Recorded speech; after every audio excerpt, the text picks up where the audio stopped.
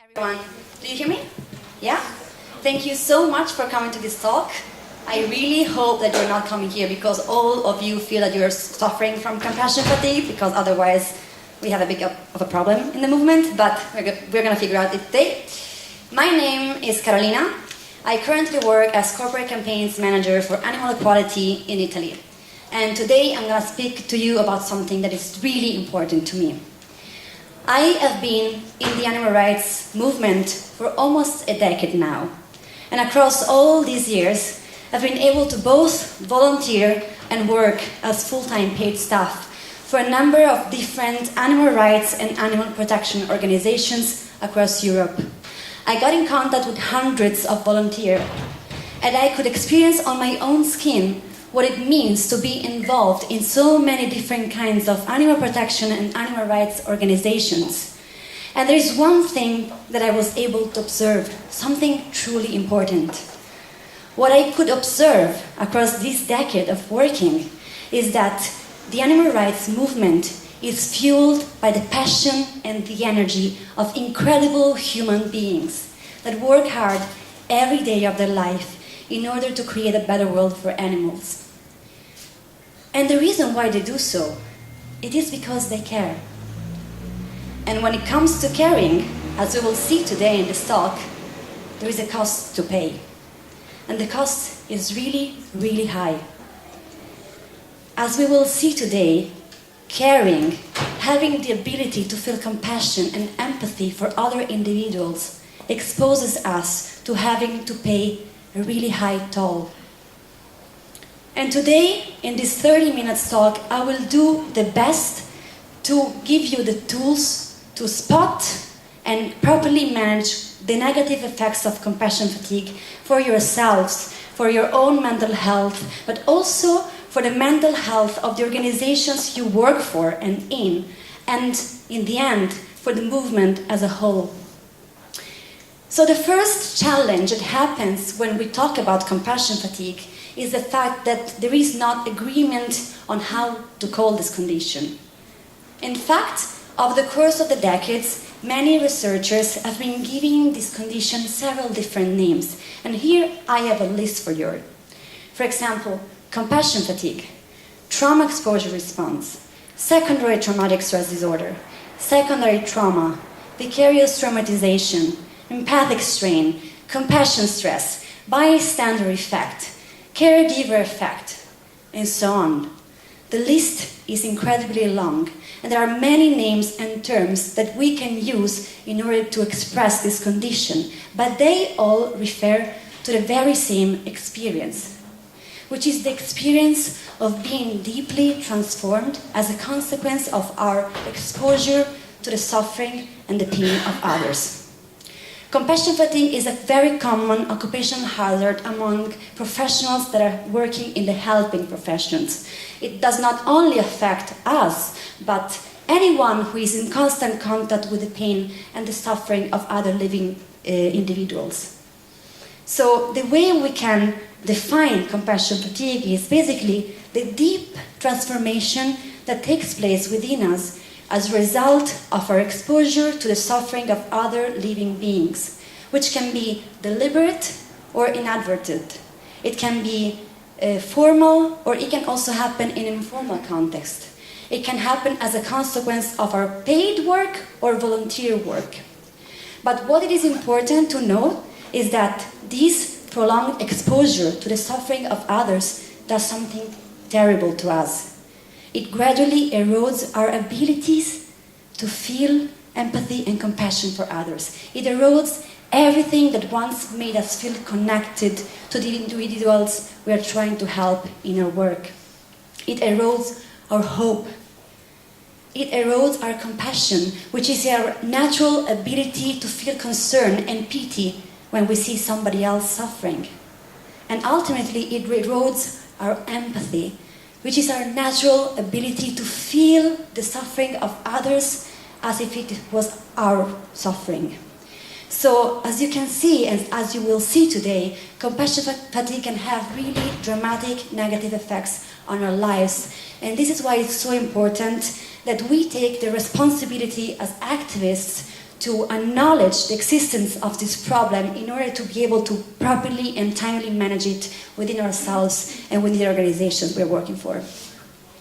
Let's start having a look of what are the signs of compassion fatigue, the clinical signs. How can we notice that we are suffering from this condition, or maybe somebody that we know is suffering from this condition? First of all, let me tell you that signs of compassion fatigue, they happen and exist on a continuum, where on one hand of the continuum, we will have a perfectly mentally healthy, satisfied, fulfilled, and productive and so self-sufficient activists who are able to do their job happily and productively.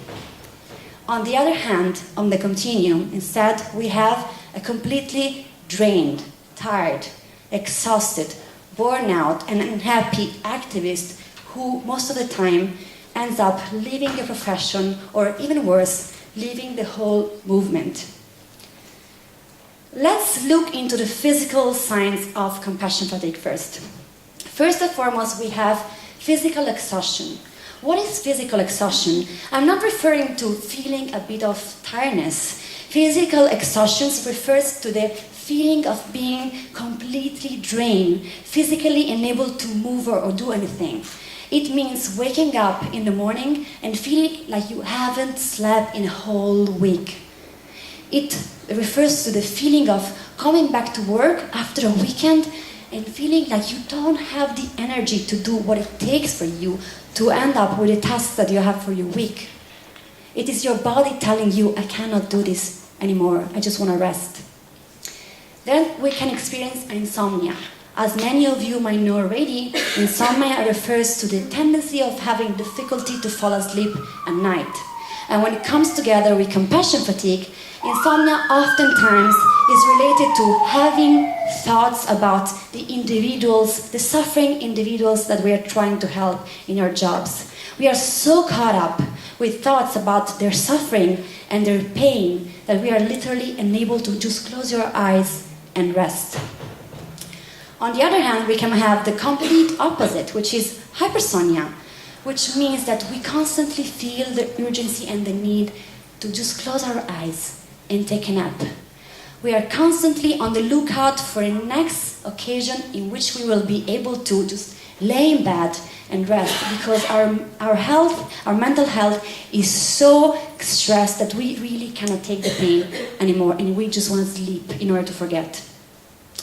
We can experience some physical symptoms like headaches or migraines. We see that our susceptibility to illness is increased. Why does this happen? Because when we suffer from compassion fatigue, our whole body is suffering from it. Our immune system gets weak and therefore exposes us to more likelibility to contract any kind of disease. This is how powerful compassion fatigue can be on our bodies. Another of the physical symptoms of compassion fatigue is somatization. Somatization refers to the process through which we transform our emotional pain, our emotional distress into physical symptoms. So we could start, for example, feeling headaches, migraines again, but also low back pain, tooth pain, even gastrointestinal symptoms like a prolonged unjustified stomach ache could be a sign that we are starting or we are already suffering from compassion fatigue. And then there's hypochondria. What's hypochondria? That's a form of anxiety that consists into being overly preoccupied about existing or possible physical ailments that could be taking place in ourselves or even in our loved ones. Being our loved ones, our parents, our family, our friends, our companion animals, and everybody around us.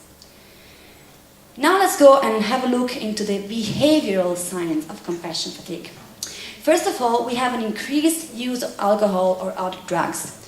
Why? Because we are so emotionally exhausted that we are unknowingly trying to find a way to self-soothe and self-medicate. And what's easier than just drink a bit more of alcohol for the night after night after night, or maybe even use prescription drugs in order to try to relax and just be able to do our lives in a normal way. Other addictions can also play a role. When we are suffering from compassion fatigue, in fact, we might find ourselves trying to find ways to relieve from our stress. And we could use, for example, gambling overeating, compulsive shopping, but even more severe, workaholism, which is the tendency to work even more when your body is just telling you that you cannot work and you shouldn't work anymore. Absenteeism. This refers to the tendency to try to miss work as much as you can. Not only you find yourself trying and actually missing work as much as you can, but if you cannot do that, you at least spend a lot of time on a daily basis thinking about possible situations that will make you feel justified and entitled to miss job. I see some faces here that are like, I know this. Especially in the first line. Sorry. Then we have the exaggerated sense of responsibility. Over the course of this decade, in the animal rights movement, I've seen this so many times. You know what I'm talking about, right? Like the feeling like nobody else in the whole world can do my job. I am the only person that is able to do this, and if I don't go to do my job, everything will just collapse and be destroyed and never again exist. Raise your hands, who know this? Many, right? Great. Thank you for coming to this talk then. So, of course, this exaggerated sense of responsibility many times can also be justified because oftentimes in the animal rights movement we are forced to work in rather small teams and our abilities are really deeply needed.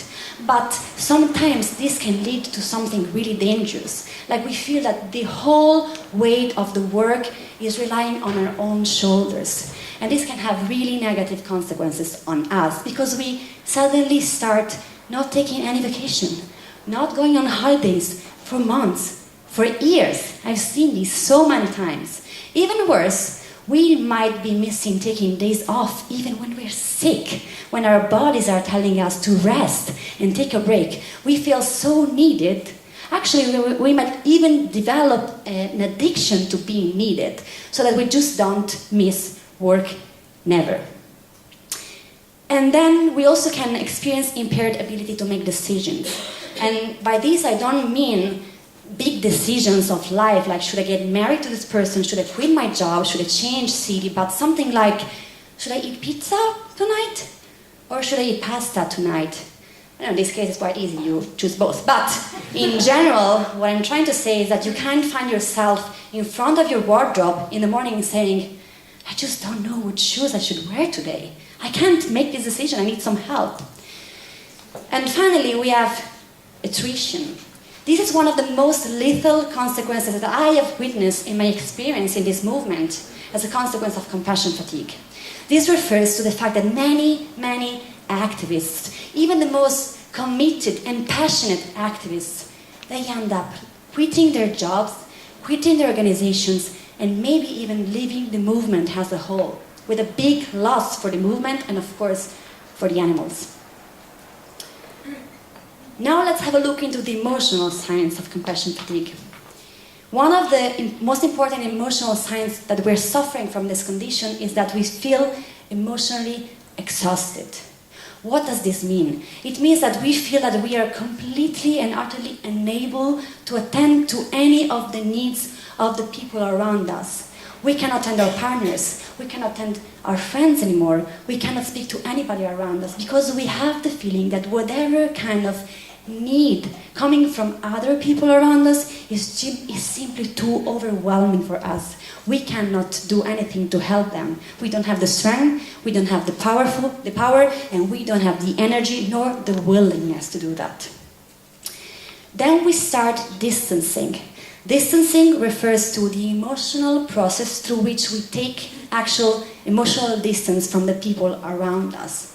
It could start at something so easy like our colleagues are taking their lunch break at noon in the office and they're having a nice time, and we tend to have more and more willingness to just stay in our corner in front of a computer and just eat by ourselves because we don't feel like we have the power, the energy, nor the patience to engage in any kind of social contact with the people that we are used to love. Then we start having a negative self-image. What is a negative self-image? We suddenly start doubting everything about us. It starts with doubts about our own skills. Am I able to do this job? Am I the right person in this position? Maybe there is something that might be doing my job better because I'm so drained. I feel like I don't have any energy. Am I the right person for this? Furthermore, am I a good friend for my friends? Am I a good partner for my partner? Am I a good son, a good daughter? Am I a good person as a whole? We can also experience reduced ability to feel sympathy and empathy. I want to make a distinction between sympathy and empathy to help you understand this concept.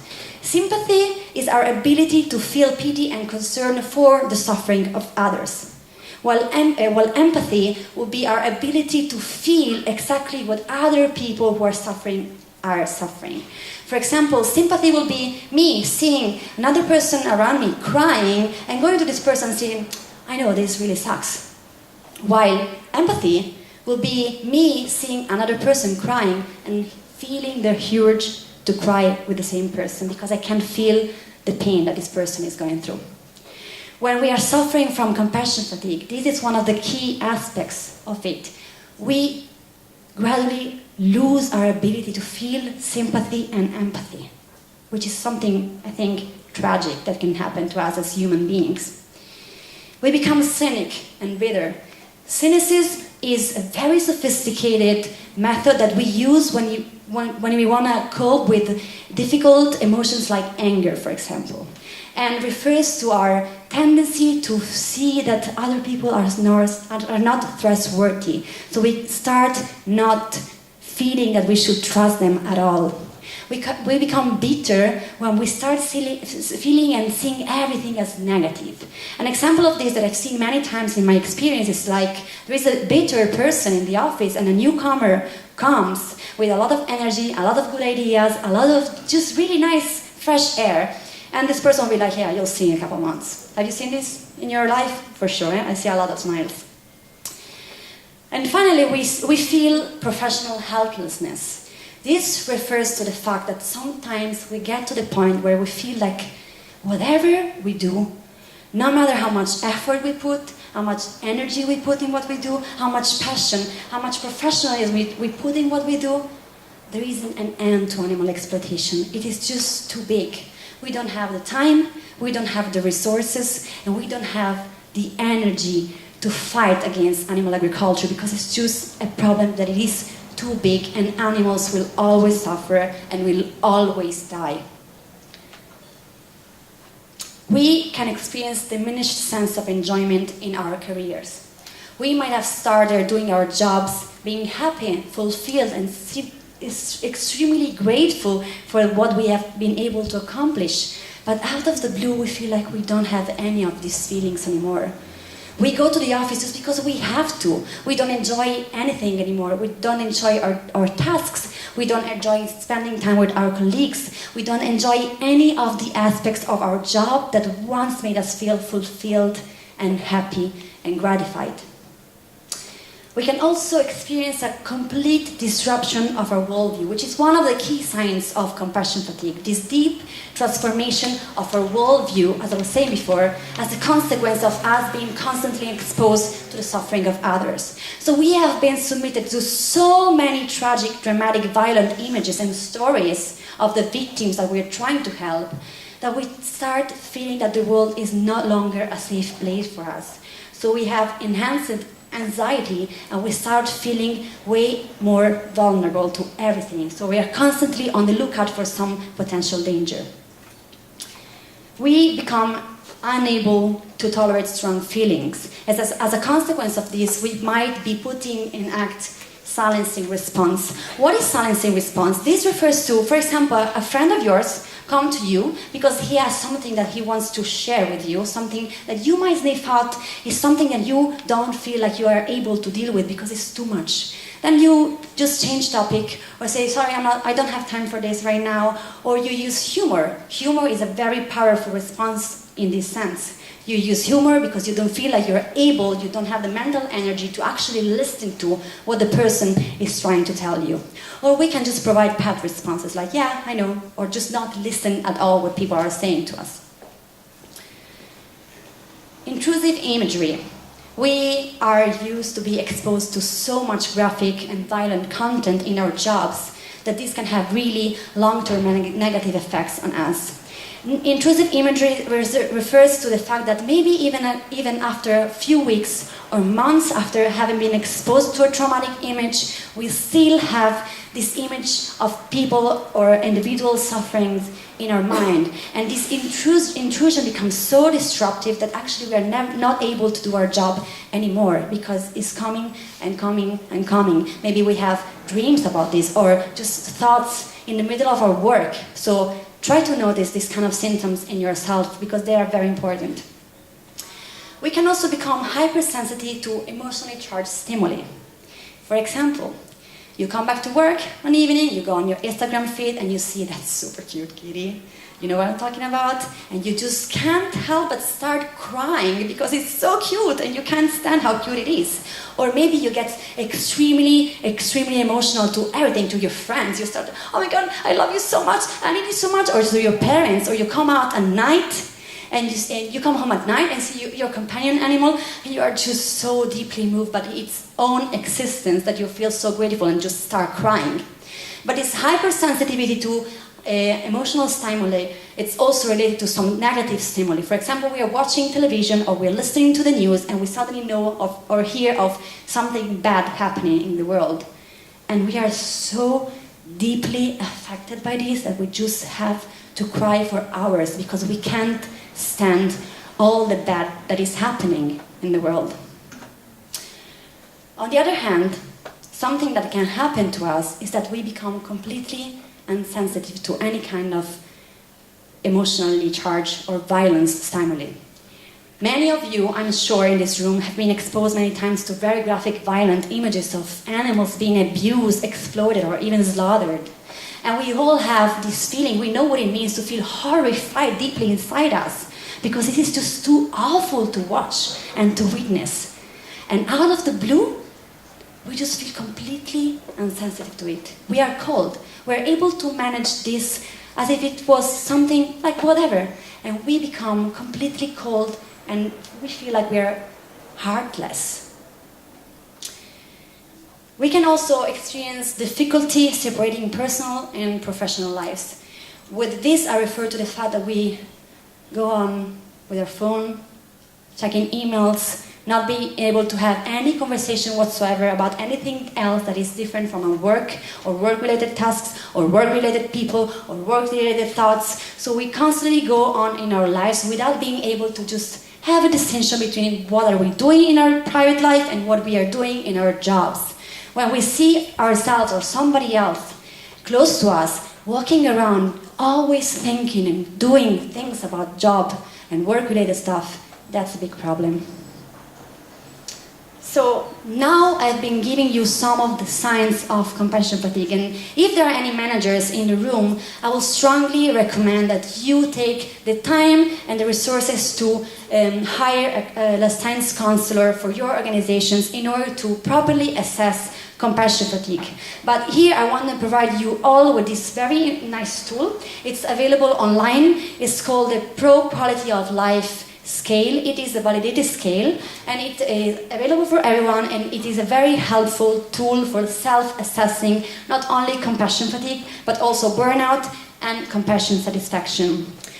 For those of you who don't have access to a licensed counselor, I really strongly encourage you to take the test, email me, and I will personally give you the results on my own.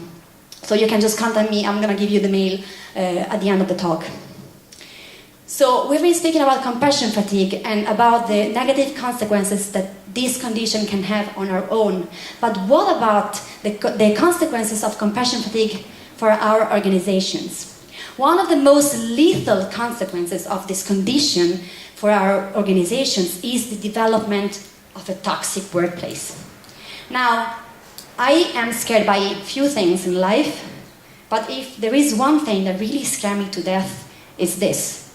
A toxic place is a really dangerous and obscure and dark place to be in, especially in an environment when we are already exposed to so much trauma and so much pain in what we do, that the last thing we need is this place where we have to work.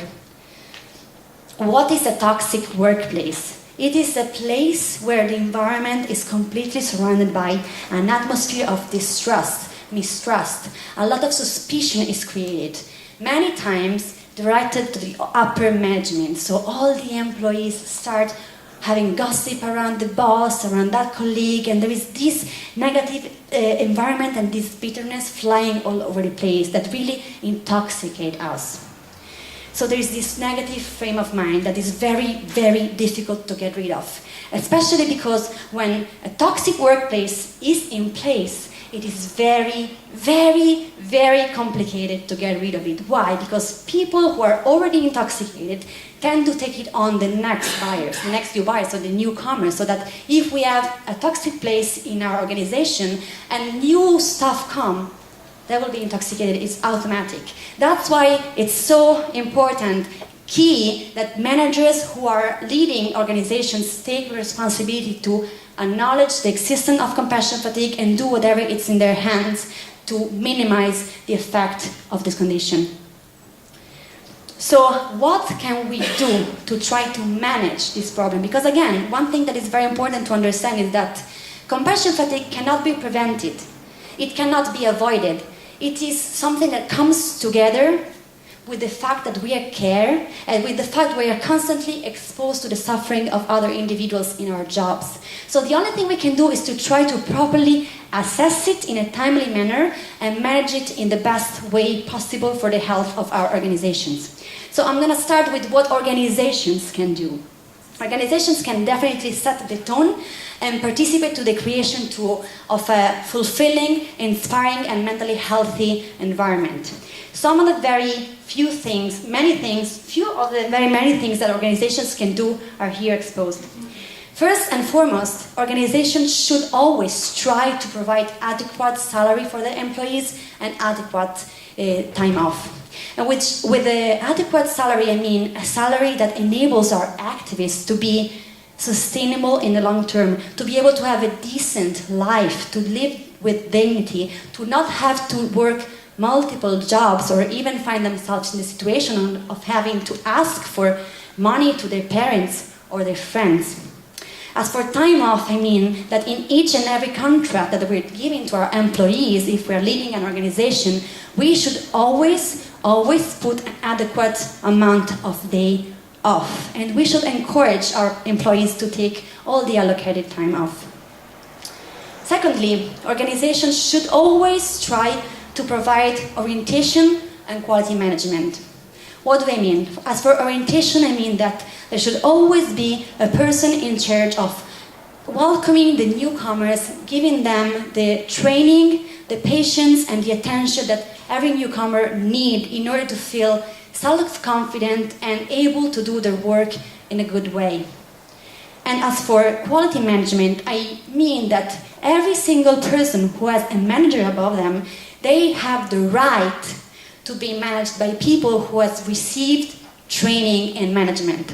Not everyone who is a manager is able and should manage people. So it is a responsibility of every single manager in this room and everywhere in the organization to see that I am not the perfect person and I should always open myself to the possibility of professionally growing as a manager. Then organizations should always strive to provide flexible working conditions. It has been studied, and every day new studies show that providing flexible working conditions is one of the best ways to increase happiness, satisfaction, gratification, and therefore productivity in the workplace. So whenever it's possible, depending on the situation of the organization, try to provide your employees with as much flexibility as you can for their work.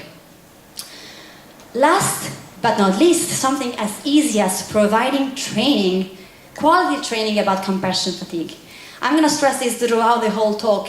Everyone in this room is exposed to the danger of compassion fatigue. And if there are managers in this room, they have the responsibility to get educated about this and to get their employees educated so that we can spot it in a timely manner and do whatever it takes to minimize its negative effects. What can also organization do is provide a voice and a safe place for feedback. which means that whenever possible, organizations should always strive to give their employees space to have their ideas and their concepts heard and listened to. Whenever possible, organizations should try to engage their employees in some of the decision making so that they feel valued and not only feel that they're just doing their work in a separate way from the upper management. As for safe space for feedback, I mean that organization, whenever possible, should always try to provide their staff with some space where they can safely and comfortably express concerns about their work, their challenges they're going through, and even concerns about the upper management if it's needed.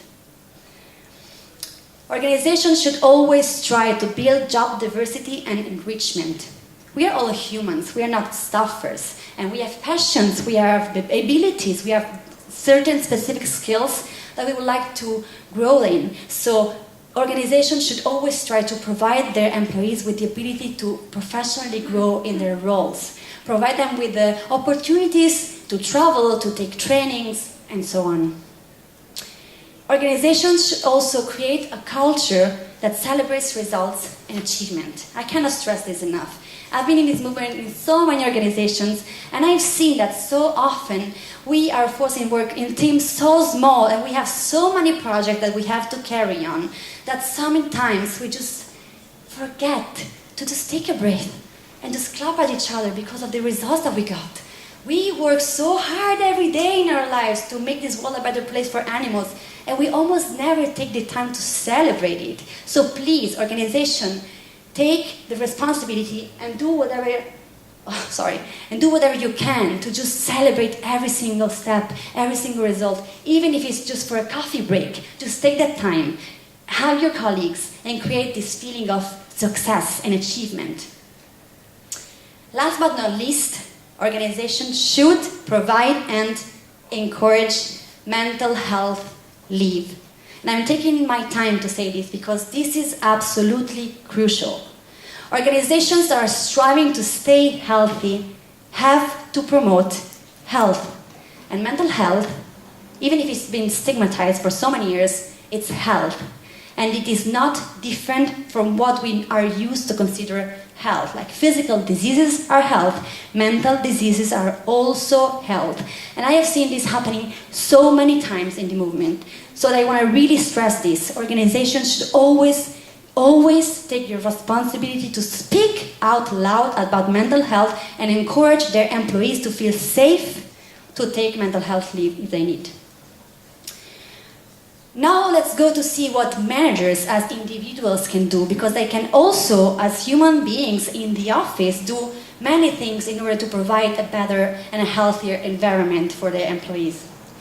First and foremost, all managers and directors, they should educate themselves about compassion fatigue. It is very important that they take the time to do so in order to be able to timely again spot these signs in their employees and address them in a proper way. Managers should also do something as easy as setting the good example. They should work at a sustainable pace. They should openly value things and passions outside the work life. They should take allocated time leave. Always. Every year. And they should show and encourage a work-life balance. So please, if there are any managers in this room, really take the time to consider if you're doing this in your own teams, and take the time to really reflect on your ability to increase happiness within your teams just by doing these very easy things. Managers should also strive to always show concern for employees and for their well-being and for their needs. There isn't anything better than a manager that comes to you and asks you, how are you doing? How are you coping? If we know that we are working with people that are constantly in front of a computer watching images of slaughter, we might be willing to go to them and asking, do you need any help? How are you dealing with this? Because it is tough. It's really tough.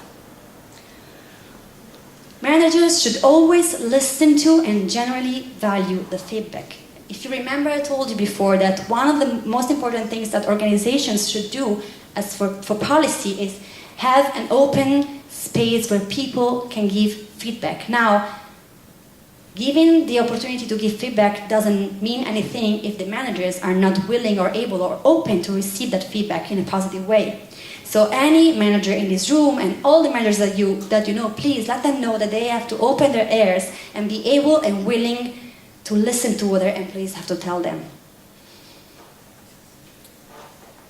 And finally, again, exactly in the way that organizations should promote and encourage mental health leave, managers have the responsibility to never, ever stigmatize compassion fatigue or any other mental health issue. And they should be the first one encouraging mental health leave for the employees that have been diagnosed with a condition that prevents them from being able to do their job in a good way. So, let's do a summary now. Compassion fatigue, it's a normal occupational hazard that cannot be avoided nor cannot be prevented, but only assessed and properly managed. Compassion fatigue can contaminate ourselves as individuals, but also the whole workplace. It is possible to assess signs of compassion fatigue in an early stage, and they must be attended in order to minimize its negative consequences. And organizations and managers can and should always try to do whatever is in their hands to minimize this effect in their teams and in their organizations. Now, after this 30-minute talk, I am quite sure that you have pretty clear that compassion fatigue is a very, very powerful negative force that can really have a deep, meaningful, dramatic effect, negative effect in our lives. But before I close, I want to encourage you all to just take a small step back and see the positive side of it. Compassion fatigue, in fact, it's a gift. It is the proof of our ability to naturally feel for others, feel empathy and compassion. It is the proof that we are able to care. Not only this, but it is also the proof that we are privileged enough in our lives to be able to do something that is meaningful and has the potential to truly change the lives of so many millions of innocent beings. So I really encourage you to take this step back, to not only acknowledge the existence of compassion fatigue, but especially to embrace it. It's a gift. And while you do so, I encourage you all to reconnect with the rewards of your work. To think back to what brought you to do what you do in the first place, and to recall all the moments in which you felt proud and happy for the achievements that you were able to get for animals. Compassion can be a really strong witness. It can indeed expose us to a lot of pain and a lot of suffering and misery. But compassion is also our biggest strength. It is the powerful engine that moves our hearts and our minds. It is what motivates us to wake up every day of our life, day after day after day, to fight against the biggest crime that human history has ever known. Compassion is also, and ultimately, the most powerful weapon that we have in this fight. In fact, it is a weapon that our enemy, animal exploiters, don't know. And since they don't know it, it becomes underseen. They are not taking this into consideration. Animal exploiters will always find new ways to inflict more pain and more suffering on animals in the name of profit. But they are, and they will always be blind to the fact that we will always be more powerful than them, because we are fueled by this passion, this energy, this powerful engine that is burning inside each one of us, making us an unstoppable army, the army of compassion. Thank you.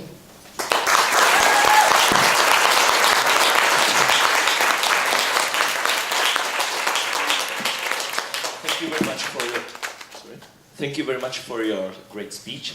And now we have about 4 or 5 minutes left for some questions from the audience. So just raise your hand and feel free to ask.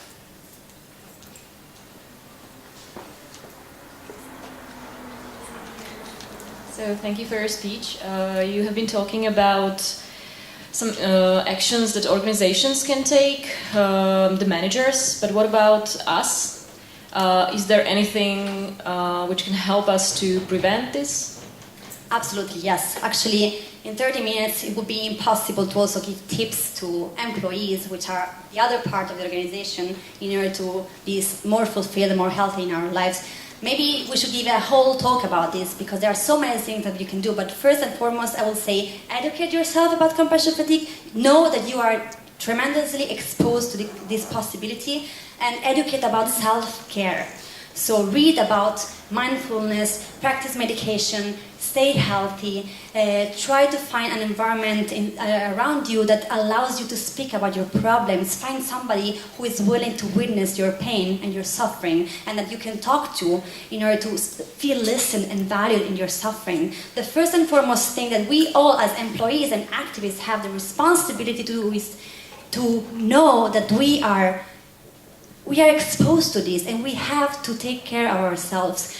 If we are not able to take care of ourselves, we are never going to be able to take care of the animals on the long term. I've seen so many incredible activists leaving the movement because of being burned out.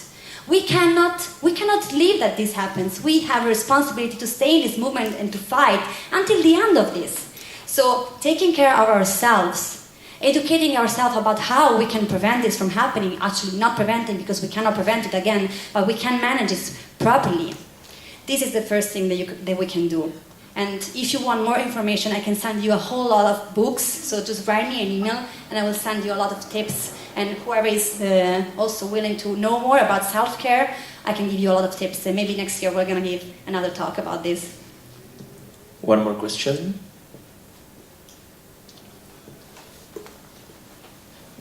Hi, I was wondering about the difference between this fatigue and clinical depression, because it seems like the symptoms are the same.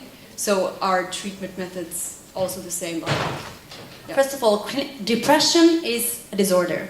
Depression is a mood disorder, is in the DSM, so it's diagnosable. Compassion fatigue is not considered a disorder. Like psychologists by the book don't consider it to be a specific disorder. Compassion fatigue has some of the signs of depression, and if you are depressed, you can be showing some of the signs of compassion fatigue.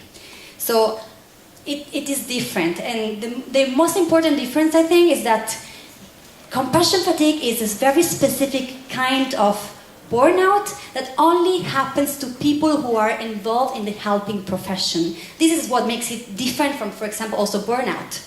Because burnout can also be very much confused with compassion fatigue, but anyone that works at a higher rate in a stressful environment can be exposed to burnout, right?